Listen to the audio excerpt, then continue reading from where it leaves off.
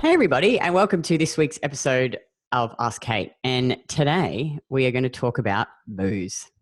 Good old Yes. booze and alcohol, because the number of women that I have come into our program and they'll email me before they'll join and they'll ask me, Kitty, can I drink booze? And my answer is always, you can do whatever you want. That is always the best answer, by the way. I'm like, it is completely up to you. It just depends on your goals and where you're starting from. So maybe we can talk about first, like, what is alcohol and what's the effect that it actually has on your body? Because I think, well, we used to drink a lot. We were just talking about a lot. Right. We want people to know that we are not innocent in this Yeah. thing. And we've been there, we've done it, we've consumed our share. However, when your body is sick or when you're trying to lose weight or heal from anything on a metabolic level, alcohol is not going to be your friend, certainly in excess. Can you have a drink here and there? If you can have a drink here and there and not overconsume and so forth, then, again, it's all up to you. But alcohol is, it's a depressant. It does fluctuate your blood sugar. So if you consume it, usually that's when people like to, not like to, but then that's when they overeat, because it does drop the blood sugar. Then it's going to make you feel hungry. Then you're going to eat more. And, it's taxing to the liver. It's an estrogenic substance. So for women that are having PMS symptoms or going through menopause, this is not something you really want to incorporate into your diet. Unfortunately, if you tell women when they're going through menopause, right, then they now need to remove their alcoholic beverages that they have every night, you get a lot of angry people. But usually what I find is that these are the same people that, they're not regulating their blood sugar. They're not getting enough healthy sugars.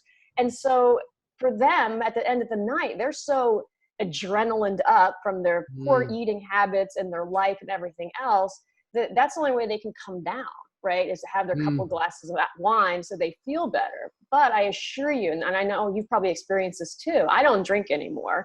I don't ever have that need to feel like I need to come down, solely because when you're regulated and you're consuming enough healthy sugars and enough protein and eating right and not stressing the crap out of yourself, you don't feel you need that in the evening. You feel fine. You feel regulated. So I think that's one of the big reasons why so many women are like, don't take my alcohol from me because I'll kill people, right? But if you can get them regulated, and if you have trust in the system, what will end up happening is you won't have the desire to want it as much.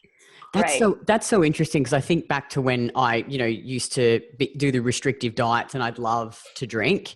And I'd always like really crave that alcohol in the evening, like a glass of wine. But then, like you say too, especially when you get shit-faced, like the amount of times that I've been in the valley, like Craig has this, he does this impersonation of me.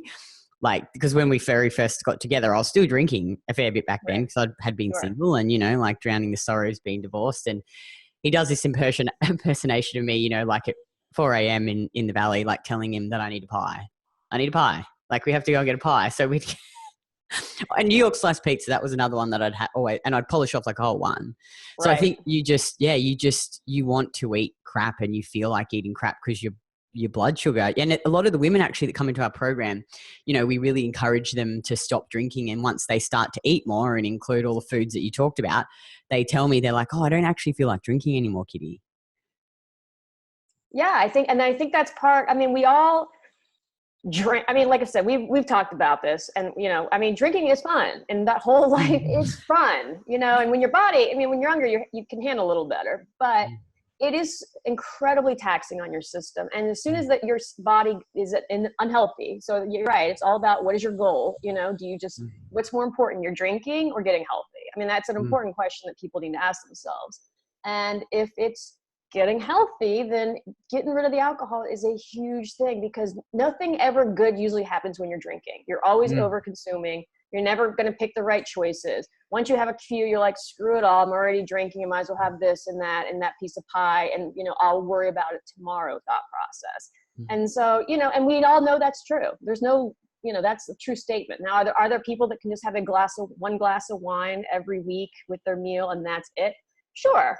And if that's where you're at with it, then it's probably not going to be as bad for you. But it's all, again, it's all based on, you know, what you want for yourself. And as you said, usually what we find, or I find, is that people really don't want to drink as much. They don't feel as good. And when they start feeling better and they don't feel they need to bring themselves down in the evening, then, you know, they choose not to have those drinks as much anymore. And, you know, and because like, as we've talked about, I mean, alcohol is incredibly estrogenic. So anyone that has like a hormonal issue, men or women, it's not an ideal substance that you want to put into your body, because it's just going to increase the levels of estrogen in your system. Yeah, it's, I think the other thing too is, you know, like you have to really ask yourself, like some of these women come in, is like, what are the stories that you're telling yourself around the alcohol? Like they'll say to me, Kitty, and I used to be the same. Like I used to be, I can't go out and have fun.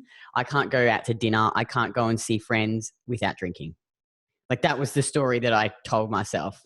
Sure. You know, and I think a lot of women, you know, if they're drinking a lot at night, really digging deep and looking at the underlying reasons as to why, you know, because it is an escape. Like when we were young, obviously you did it, you partied and whatever else. But I think as you get older, you sort of have to ask yourself, why am I drinking so much? Sure. Yeah. And I think, you know, again, and it's interesting when you ask people too, like, they're like, I don't drink that much. Well, how much do you drink? I'm like, I only have 2 glasses a night. And I'm like, every night. They're like, yes. I go, that's 14 glasses a week. I go, that is a lot. I go, you know, I mean, if you look at any sort of medical form, it's like how many alcoholic beverages, 1 to 5, 5 to 10, or 11 or more, right? You're in the 11 or more category. So that's a lot, right? So, you know, if you're having one, it's okay. If you're having 14 a week, it's a little too much, right? Yeah. Or more, because but you're right. I mean, it always comes down to, why are you doing this? And I think when people really sit down and ask themselves those questions, you know, they're going to come to the answers like, I'm trying to escape. I'm trying to relax. I'm trying to do all these things, you know? And so, you know, I have clients, because a lot of the research on the longest living cultures of the world, you know, a lot of them consume alcohol, right? So their defense always is to me, right, that all these cultures are really living a long time and they all drink, Kate. I'm like, okay, well, we're going to attribute that they're probably healthy individuals living in a culture and a community. And when you are healthy and so forth, it's probably not, you know, you can withstand stuff like that. If that's your only stressor, right, then totally cool. However, they don't live in modern society. They aren't living and working 80 hours a week and driving and craziness. Not sleeping, no sun. Right. Like it's a whole different ball game. So it's not the reason they're living longer.